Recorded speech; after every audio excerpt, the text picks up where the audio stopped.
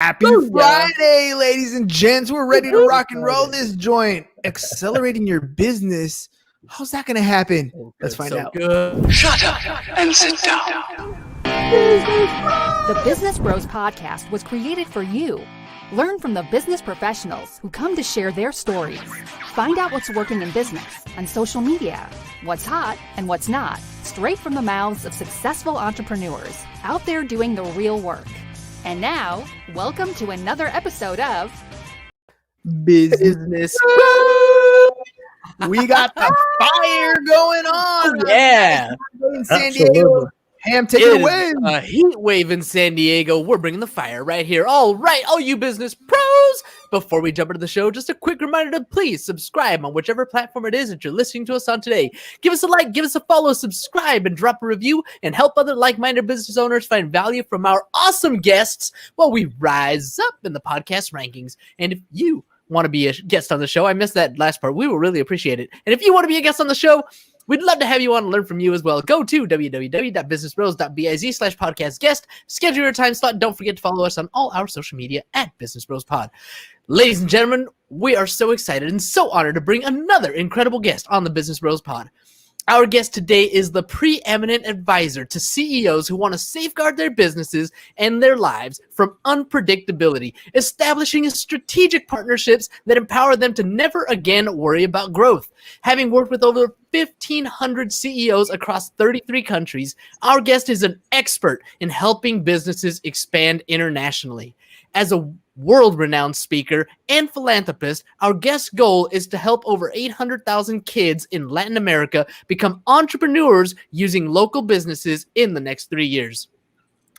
Local resources in the next 3 years. We can't be more thrilled to hear some incredible stories from this well-traveled thought leader and humanitarian. Joining us today out of the great state of Texas, the CEO Confidant from Divine Human Ventures and Wisdom for Kids. Welcome to the show, Angel Ribo.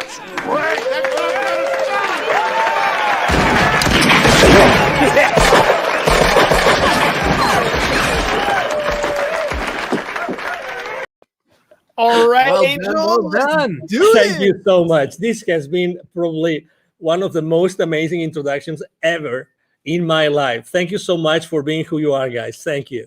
Oh, well, what can I say? James prides himself on the intros. They're probably Fun. Yeah, they're fun. They're you know what?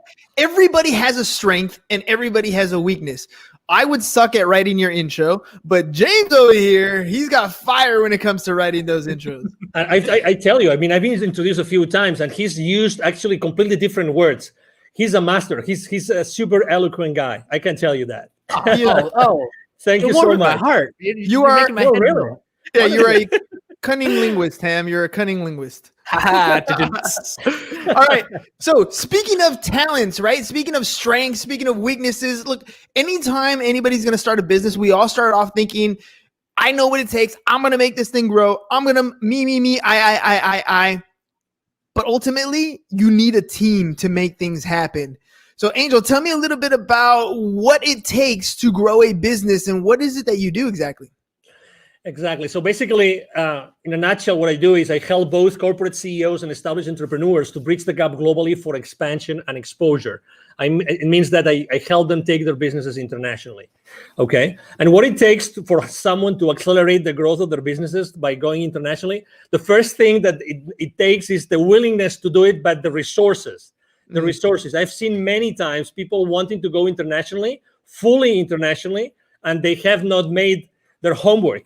They have not really taken into consideration what it takes to go internationally. Very often it happens to us entrepreneurs that if we have an offer online, we think, okay, so if we are super successful in the US, then going south of the border, we just translate our materials, our courses, whatever that is, and we're going to be successful. I hate to say no. No, there's many more things involved in going internationally, and you have to do your homework. And there's financial implications on the decision of going international. So you have to consider those implications. Let's hover here for a second, because we live in an age where the World Wide Web has literally shrunk the planet. We can have international quote unquote business going on from the living room or your basement or wherever you're talking about. So let's hone in on that. What do you mean when you're talking about growing internationally?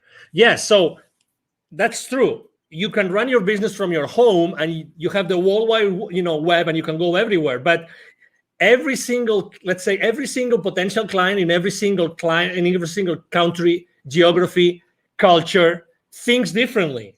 You have to acknowledge that, and you have to really know what is going to drive a potential sale from another country. Okay, so being reactive, we might have clients from other geographies, but the reality is that talking to someone, let's say south of the border or north of the border, talking about the US, right? It's different. And you have to be, if you really want to be strategic and you really want to be successful, you have to do it differently. You have to think about it. Okay, so you can run your business from your home and you have the World Wide Web open, but there are things that you have to take into consideration from the point of view of the client. You have to talk to the client differently on every culture. Remember, we are separated, even sometimes even trying to go, let's say I have a business in Texas and I really want to be successful in taking my business to another state. That there are cultural differences, right? That huge. Someone in Utah is different from someone in Texas, right? And everybody knows that. So if you really want to be successful, does it make sense to consider the differences between selling in Utah and selling in Texas? Of course it does. And you spoke about in the introduction, you actually mentioned something, which is, are you partnering with the right people? Probably if you want to go international, or even, as I said before, to another state, what about partnering up with someone who's already there, who's already aware of those differences, that can help you be more effective in conducting business in that area? And this is very often a blind spot that people forget. So, okay, it's easy to run your business from your home, but be mindful, be aware of the differences. What kind of differences should we be looking for when we're first starting out? Because there are so many. Like you said, there's cultural differences, there's currency differences, there's tax treatments. There's all kinds of things that we can think about when we're talking about those differences. But what are some of the first things that we should kind of pay attention to? So that's why go step by step. Going internationally right out of the gate, I don't think is the right thing to do, unless you only go internationally to a specific area because you know that there's a need for that there, and you know that the people there are going to buy from you. Unless that's the case, it's scaling up by accelerating the growth of your business by going international. It means that you have already had to establish your business somehow. That's very important. Okay, so initially, I don't recommend anybody doing that unless, again, that's going to be your number one strategy. So if that's your number one strategy, you have to really know what these people want. Okay, the people in this area, what do they want? So you have to really speak with these people over there. Sometimes we tend to think, oh, it's extremely difficult. No, it's very easy. Reach out. There's social media again, and you can go in social media and you can start talking to people who live in that area. It's really simple. There's something in the entrepreneurial world, in the startup world, there's something called a minimum viable product. You've probably heard this thousands of times, right? Mm-hmm. So when you start your business, you probably have a minimum viable product or service that you want to offer to your audience, right? So the first thing you have to do is, if you want to go international, start talking to your audience about what you want to do. And I start asking them, hey, if I was to launch this product, sell it there, or this service, would you be willing to buy from me? And what would be the kind of service or product that you would buy from me, in that particular, area of expertise that I have? So that's the first thing. Talk to your market early on your business strategy. And sometimes, and I think that's probably, we are all to blame, for this, which is we try to be perfectionists. We try to be like, we have all the responses, all the answers before we do anything else.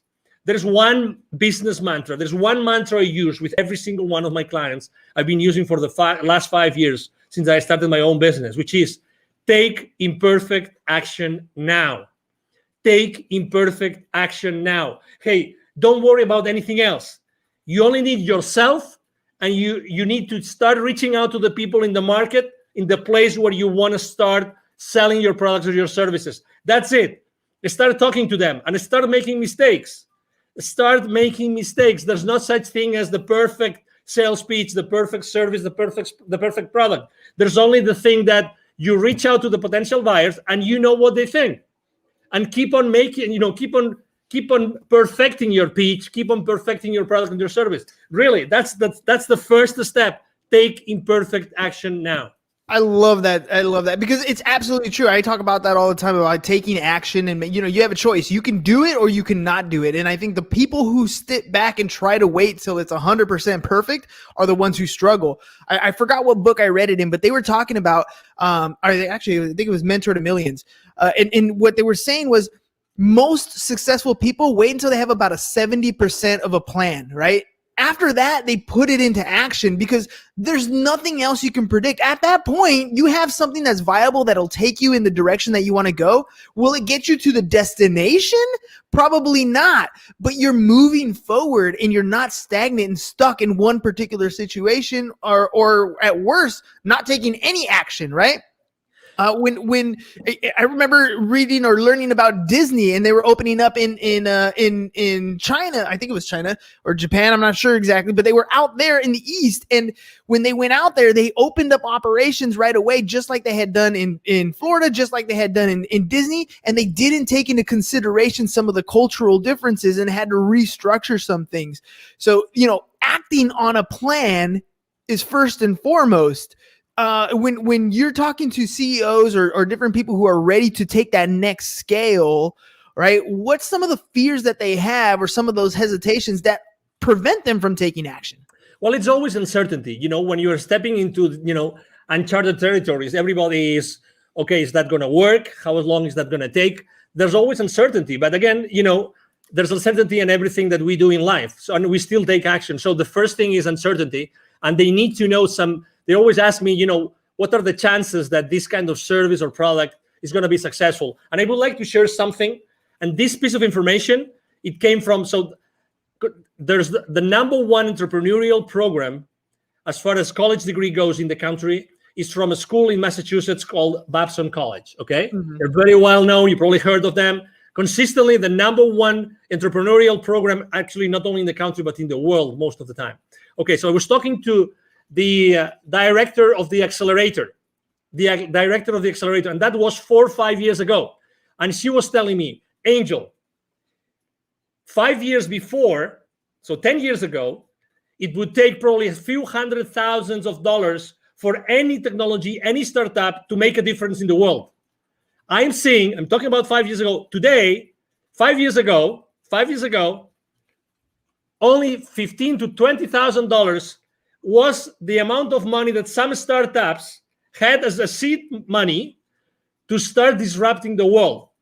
The point I'm trying to make is more and more often we see that the amount of money needed to make a difference in the world is lower and lower, is smaller and smaller.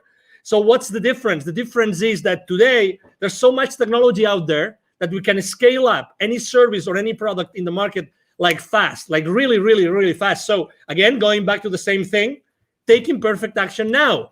You really don't need so much time or so much money. What you need to do is to make sure that you start proof testing your value proposition, your product or your service in the market as soon as possible. So you can start burning, those early stages, and you can start, perfecting your product and your service. And you realize that, and you eventually see, you see the future with a level of uncertainty which is much higher. Again, to your question, it's uncertainty, but how do we lower the level of uncertainty? It's just by taking action, by start connecting with the market and start exposing our value proposition in the market. You have a ton of energy, and I love that because Thank you. when people come on the show, it's not always as exciting when the other person doesn't have energy, but that Thank you. fuel comes from somewhere, right? Yeah. Why did you get into this particular space? I mean, it sounds like Thank you're you. ready to take on business and scale things at your own rate, and yet you took Thank a you. different approach. Why that approach? Why what you're doing? Why is it what you're doing gives you so much energy? Well, probably because, well, number one, I would say first of all, because of my father, probably because my father is a super positive guy.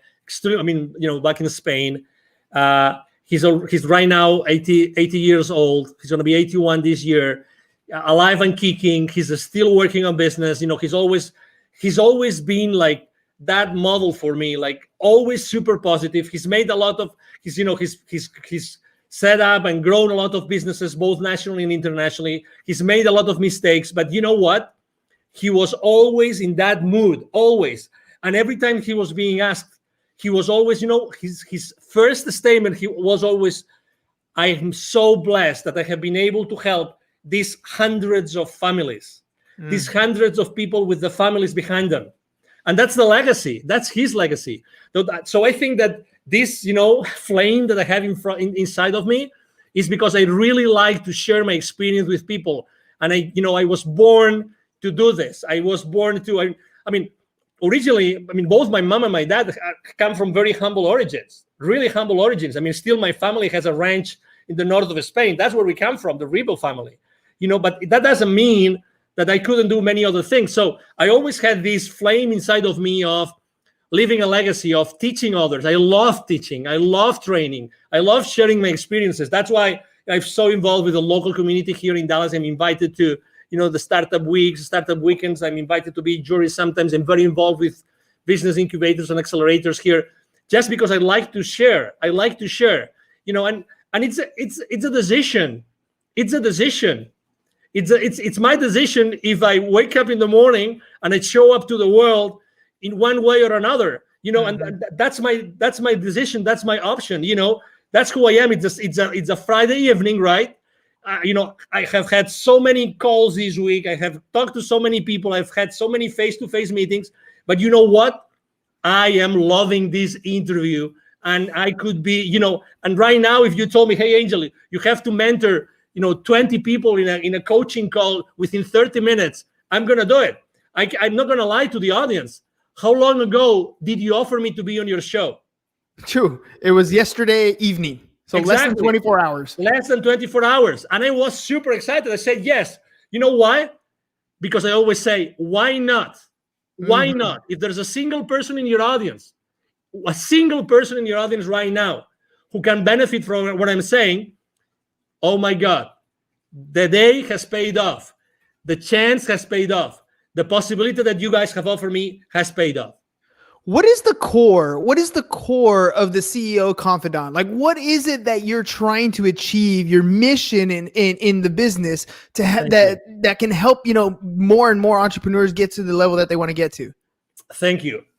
For me, it's always been connecting the unconnected.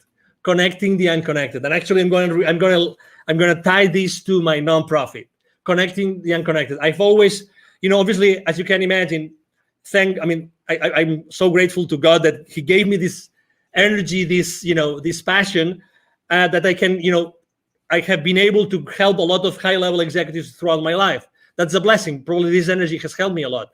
But this has only helped me enough as far as this helps me to make the world a better place. Okay? That's why, it reached a point in 2016 in which it was very clear to me that I had also, the reason why I had lived in Latin America for so many years and I had done business in Latin America for so many years is because I had to be exposed to those areas where so many underprivileged kids live. And you know what I'm talking about. I'm talking about in Latin America alone, in 2012, according to UNICEF numbers, 81 million kids live in poverty. 81 million kids. 22 millions don't have drinking water in their house.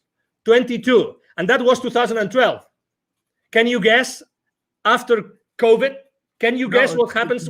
How many millions right now? Significantly worse. Exactly. So, and that means the total population, so that you have you have a frame of reference. the total population of kids in 2012 in Latin America was 170 million. 170 million.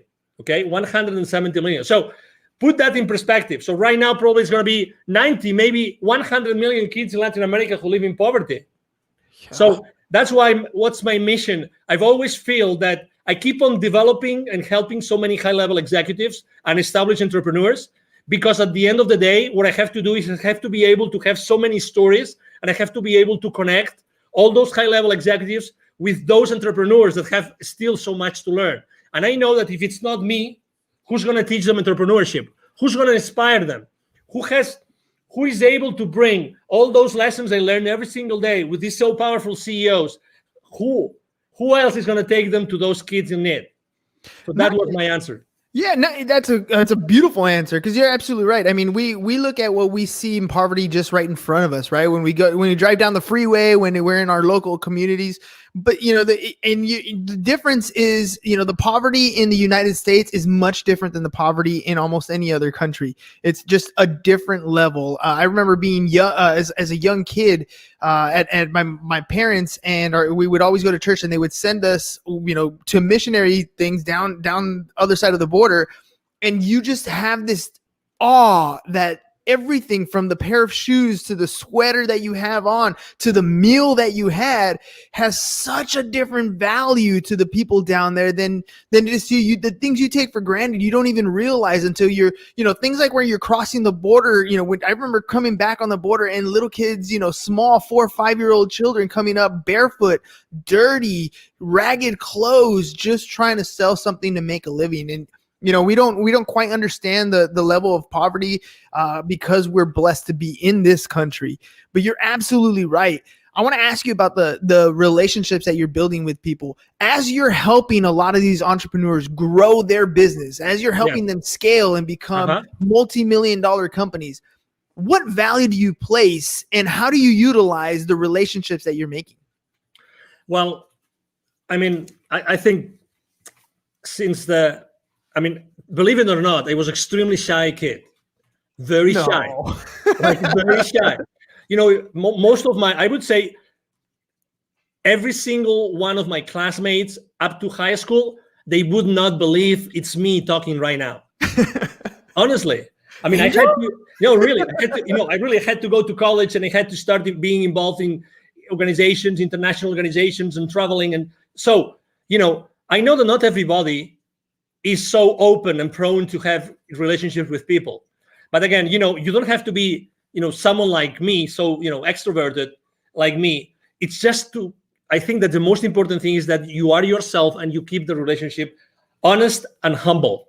Mm-hmm. Honest and humble, and from that point, I like to use, gratitude, humility, and acceptance as 3 of my top values that I like to share this with my team all the time when we have our weekly meetings and when we have our one-on-ones. Gratitude, humility, and acceptance are 3 very big values for me. So I think that those values help you a lot to develop those relationships. And out from those relationships, it's like, as you know, I'm very active on LinkedIn, and I have very, very large following and very active there. I post every single day, large high engagement from my audience. And it's the same thing when I start relationships with people in there that they don't know me of anything. I start from a very humble way. I'm not the guy that's going to send you 5 consecutive messages as soon as I say accept. I'm not that kind of guy. My connecting message has 1 sentence, only 1, and I don't send a second message. You just wait. Yeah, I just wait, and whenever it's good, and I think I have some value to offer to that person, as if it was you, then I say, hey, as I know that you do this, I think that you might be interested in having this information I just got from someone else. Again, partnering up with, giving the value that someone might need, and if they say I don't need it, that's okay, and that's fine. That's why a value download on people. I don't really believe in downloading things on people that they don't really need. So that's why I always keep my connections online as much human as possible. And when I left corporate America, I had like 800 connections. Right now, I have almost 27,000. Well, let me ask you about that, because you said, when you were younger, you were an introvert, and now you're very extroverted. What was it that pushed you to that next level? There's so many people out there that are introverted, and they know they have to have better relationships. They know they need to pick up the phone and talk to people. They know they need to be more extroverted, but they can't get across that point of actually making those connections. What pushed you to that next level? That's a great question, because probably I wasn't allowing myself to be myself. I was not standing on my own power. I thought that I had to fit in, and I wasn't socially enough. I wasn't enough. No, really. Because I thought that what I was standing up for wasn't enough to be just myself. So I had to be hiding, behind anything else or anybody else, until I realized that, oh my God, what I'm saying makes sense. So it was a gradual process. It wasn't, it wasn't just like, oh, tomorrow I'm going to be extroverted. And so I was fascinated by something, which was, in my case, in college, because I told you I started to bloom in college, which was becoming or being the leader of an organization, but being like the leader, but the leader behind the scenes, right? Not the leader like showing up all the time. Wizard of Oz. So sometimes, so at some point, I had no option but to be in front of a lot of people.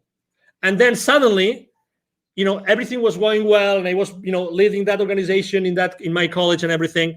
But there were issues. So I have to tell you that realizing that not everybody is going to like me actually helped me to be stronger. I realized that I didn't have to fit in. I realized that I have to be myself and always be myself. So I had a completely 100% certain place where I could go back and pull up the rest of my life. You know what I mean? Yeah, because if you're pretending to be someone else, you don't have that place of safety. But when you're always yourself, when you're always standing on yourself, on your grounds, then you have that place of power. And I have to also tell you, I remember the most dramatic situation in my life was actually that I got married. My first marriage was in 1996, still in Spain. And I unfortunately didn't work out, and I only was married for 5 months. Oh. And I'm not gonna disclose the circumstances, but let's say it was like being backstabbed, like big time. And I got married with my college sweetheart. Oh, come on. Now you're leaving all the meat on the bone here. Now we gotta know what's going on. No, but let me tell you, I remember as if it was now. I had to drive back. When I found out what my wife was doing, and I confronted her that night, and I will never forget that night, when I confronted her that night, and she told me yes, I remember taking my car the following morning and going and driving to where my parents lived. I remember that both my mom and dad were waiting me, they were living at the 6th floor, they were waiting for me, and I started crying like a baby on my mom's arms, at my mom's arms, saying, can't believe it. I don't know.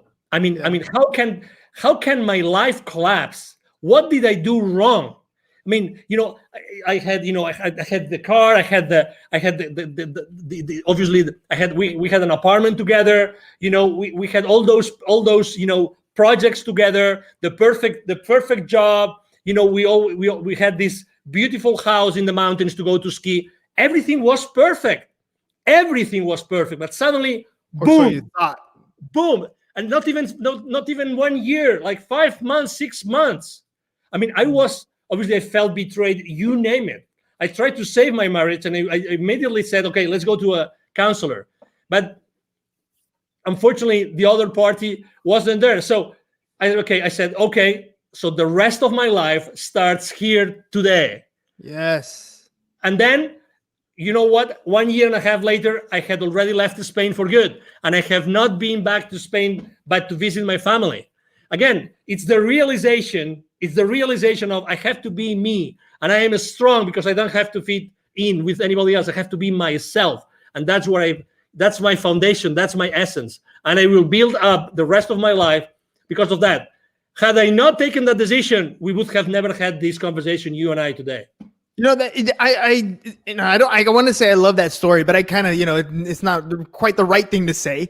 But the fact that you accepted it at the end, right? The heartbreak, the pain, the agony, what you're going through, those are feelings that you're going to have. But at some point, no matter what happens in your life, good, bad, or indifferent, you have to accept that tomorrow the sun's going to rise. Tomorrow is another day, and every day you have that choice to make something happen. You can dwell in it, you can live in it, you can wallow in sorrow and feel sorry for yourself for as long as you can. But every day that happens is another day that you're not fulfilling whatever dream is that you want to achieve. You're hurting yourself by allowing yourself to live in that position for too long. Feel it, hurt it, learn from that mistake. But you need to make a choice and accept that it happened. Totally. Otherwise, you're never going to move forward. I agree. And I have to say, this counselor that, we went together, with my ex-wife at that time, it was the same counselor that said, hey, okay, so she's not coming back. Can you please help me? Can you please help me go through this path? Can you please help me? And I have to tell you, the certainty that this counselor told me, so these are the stages you're going to go through. A, B, C, D, and E. He told me, he explained those to me, and I understood them, and I said, okay, where am I now? And he told me, no, it's a good question. It's a good question. Yeah, of course. So you are here. Okay. Typically, what do you see in your practice? How long is it going to take for me to get to the final, destination of this, of this, whatever it is, right? Of this journey. He said, well, it's up to you. I've seen people here and I've seen people there, and I've seen people that will never recover from a divorce or from a separation. Okay. Mm-hmm. So I kept on going with him. I kept on having, again, I asked for help. God bless. That's something I obviously, in any facet in life, ask for help, look for help. Always. There's always going to be someone that can help you. Always. The only scarce resource in your life is time. Yes. Get over any situation, any challenge with the help of someone that's been there before. Do that. Don't hesitate. It doesn't matter. Money comes and goes.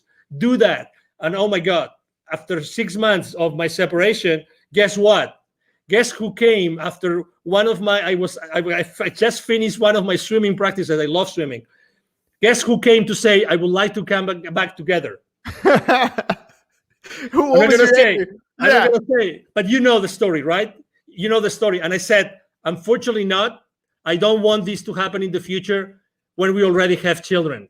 I don't want that for my life. Decision made. Imperfect decision. Don't know what the outcome was going to be, but you weren't going to do it again. No. Oh man, Angel, that's, I love that, the whole idea of time scarcity, right? You only have so much time in your life. And yes, ladies and gents, you're going to feel uncomfortable when you're going to make a decision. You're not going to know the outcome. It's going to be scary. It's going to feel weird, but do it anyways.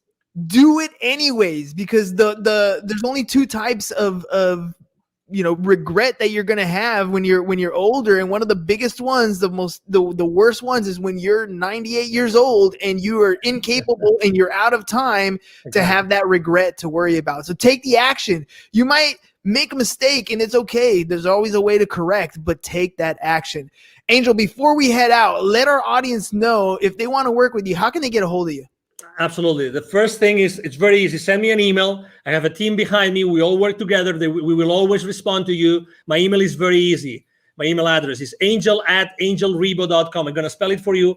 ANGEL@ANGELRIB as in boy O.com. That's the easiest way. If you want to know, what I do, what I stand for, you can go to LinkedIn, Angel Ribo, the CEO, Confidant.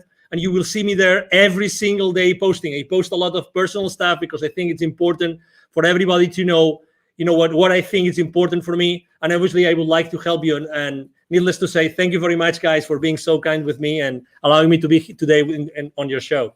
Hey, man, thank you for coming on last minute. Thank you for sharing, being vulnerable. I honestly believe that some of these stories that we have in our life, some of the worst stories in our life, make the greatest connections with people. So thank you very much for sharing some of your worst times with us. I connected with you. I'm sure there's a lot of our listeners that connected with the same type of story. Thank you. All right, ladies and gents, it is Friday, but we'll be back because Monday's going to come right around the corner. So that's all we got for you guys today. Have a great and safe weekend. Peace. And we're out. Thank you for listening to the Business Bros Podcast. Are you looking to get more clients or to increase your income? Hernan, the business bro, can help you generate referrals through the power of podcasting. And James, the insurance bro with Pipeline Insurance, can help you effectively add insurance to your existing business. If you are ready to create wealth today and generational wealth for tomorrow, email businessbros@csfirst.com to schedule a free consultation or join the Business Bros Network, www.businessbros.biz.